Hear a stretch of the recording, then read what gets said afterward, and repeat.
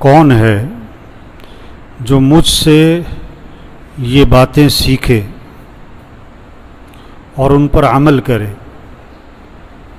یا ان کو سکھائے جو اس پر عمل کرے.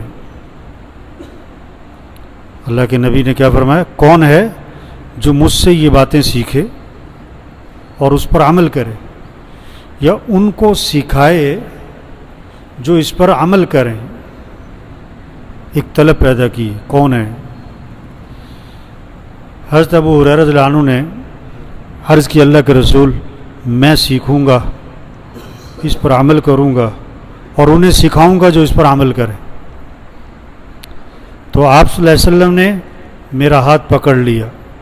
حضرت ابو ہریرہ رضی اللہ عنہ فرماتے ہیں کہ اللہ کے نبی نے میرا ہاتھ پکڑ لیا اور 5 باتیں گنوائیں، 5 باتیں گنوائیں کہ ان 5 کو سیکھو اور ان پر عمل کرو.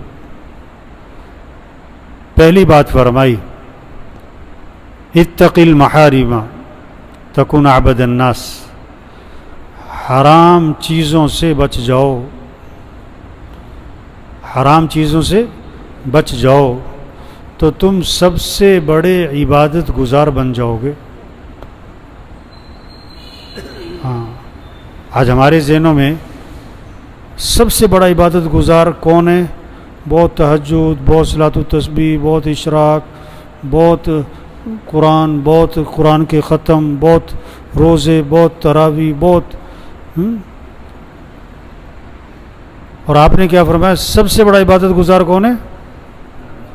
جو حرام چیزوں سے بچ جائے. ایک آدمی فرائض کو پورا کر رہا ہے اور حرام سے بچ رہا ہے تو آج کے دور کا وہ کیا ہے؟ بہت بڑا. اس زمانے میں تھا تو آج کے دور کا تو ولی اللہ ہے.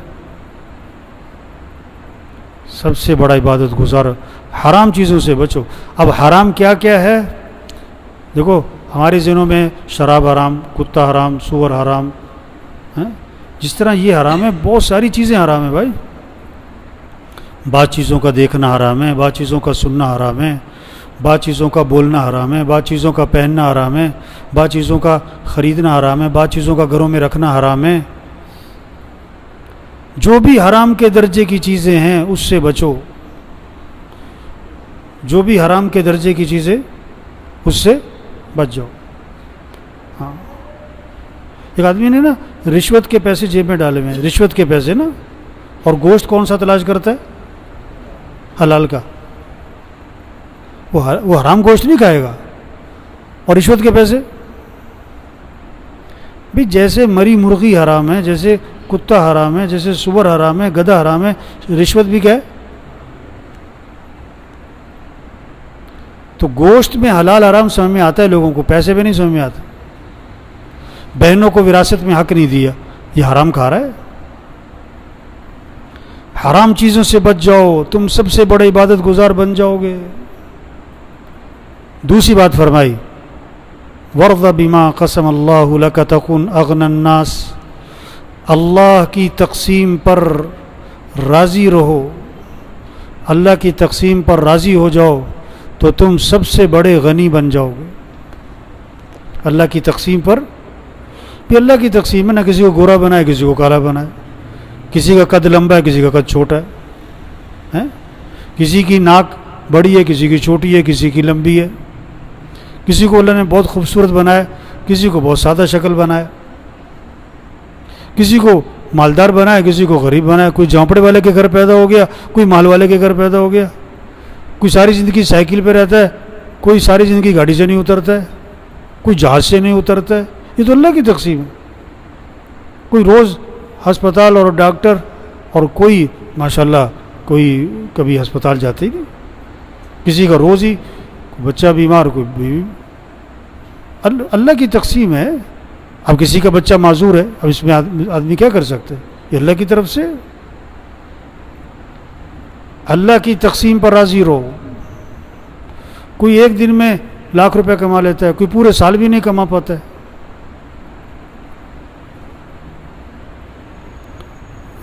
کسی کو مزدور بنایا ہوا ہے، کسی کو ملک کا مالک بنایا ہوا ہے، کسی کو ملک کا چوکیدار بنایا ہوا ہے. اللہ کی تقسیم پہ راضی رہو تو تم سب سے بڑے غنی بن جاؤ. اللہ پر اعتراض نہ کرو، اللہ سے شکوہ نہ کرو. تیسری بات فرمائی احسن الی جارک تکن مؤمنا، کہ اپنے پڑوسی کے ساتھ اچھا سلوک کرنا تو تم کامل ایمان والے بن جاؤ گے. پڑوسی کے ساتھ اچھا سلوک کرنا، پڑوسی کو دکھ نہ دینا. اپنا گھر دھویا اور پڑوسی کے گھر کے سامنے پانی کھڑا کر دیا.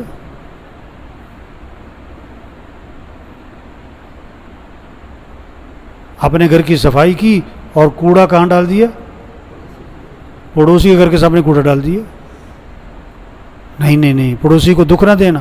رات کے 2 بجے آئے واپس اور جناب گاڑی ہے، موٹر سائیکل ہے، اس کا ہارن پہ ہارن دے رہا ہے. اس کے گھر والے تو اٹھے نہیں، سارے پڑوسی اٹھ کے بیٹھ گئے. پڑوسی کو دکھ نہ دینا. آپ صلی اللہ علیہ وسلم نے فرمایا کہ جبریل علیہ السلام بار بار پڑوسی کے بارے میں آ کے نصیحت کرتے رہے، اس کے حقوق بیان کرتے رہے. مجھے یہ اندیشہ ہوا کہ شاید وراثت میں بھی اس کا حق رکھ دیا جائے گا. پڑوسی کے ساتھ اچھا سلوک کرنا تو تم کامل ایمان والے بن جاؤ. چوتھی بات فرمائی کہ اپنے بھائی کے لیے وہی پسند کرنا جو اپنے لیے پسند کرتے ہو تو تم کامل مسلمان بن جاؤ گے. ہاں، اپنے بھائی کے لیے آپ نہیں چاہتے کہ آپ کے گاڑی کے سامنے کوئی گاڑی لگا کے چلا جائے. آپ بھی کسی گاڑی کے سامنے گاڑی مت لگاؤ. آپ نہیں چاہتے کہ آپ جا رہے ہو گاڑی میں، پیچھے سے کوئی ہارن پہ ہارن ماری جائے. آپ بھی نہ کسی کو ہارن پہ ہارن مارو. آپ نہیں چاہتے کہ آپ کو کوئی برے نام سے پکارے. آپ بھی کسی کو برے نام سے نہ پکارو. آپ نہیں چاہتے آپ کو کوئی گالی دے. آپ بھی کسی کو گالی مت دو. جو اپنے لیے پسند کرتے ہو وہی اپنے بھائی کے لیے پسند کرو تو تم کیا بن جاؤ گے؟ کامل مسلمان. کامل مسلمان. پانچویں بات فرمائی کہ زیادہ ہنسی سے پرہیز کرنا. ولا تکثر الضحک فإن کثرۃ الضحک تمیت القلوب، کہ زیادہ ہنسی سے آدمی کا دل مردہ ہو جاتا ہے. زیادہ ہنسی سے بچنا، کیونکہ زیادہ ہنسنے سے دل کیا ہو جاتا ہے؟ مردہ ہو جاتا ہے. اور وہ کہہ کے لگ رہے ہیں، ہنسی مذاق کی مجلسیں ہر وقت لگی ہوئی ہیں، تو دل مردہ ہو جاتا ہے. اور جب دل مردہ ہو جاتا ہے پھر نیکی کا شوق نہیں رہتا، اعمال کا شوق نہیں رہتا. اور جب دل مردہ ہو جاتا ہے تو اچھائی اور برائی کی تمیز ختم ہو جاتی ہے. تو یہ 5 نصیحتیں آپ صلی اللہ علیہ وسلم نے حضرت ابو ہریرہ رضی اللہ عنہ کو فرمائیں کہ ان کو سیکھو اور ان پر کیا کرو؟ عمل کرو. اور انہیں سکھاؤ جو اس پر عمل کریں. تو سب نیت کرو بھی ان 5 پر عمل کرنا ہے انشاءاللہ، اور انہیں سکھانا ہے جو اس پر. ہاں، آپ نے حدیث سنی، آپ دوسروں کو جا کے سنو. اللہ کے نبی نے کیسے شوق پیدا کیا کہ کون ہے جو سیکھے گا میرے سے، اور پھر ہاتھ پکڑ کے سکھایا. ہاتھ پکڑ کے محبت کی وجہ سے، شفقت کی وجہ سے، تعلق کی وجہ سے 5 چیزیں سکھائیں. پھر اللہ سب کو عمل کی توفیق نصیب.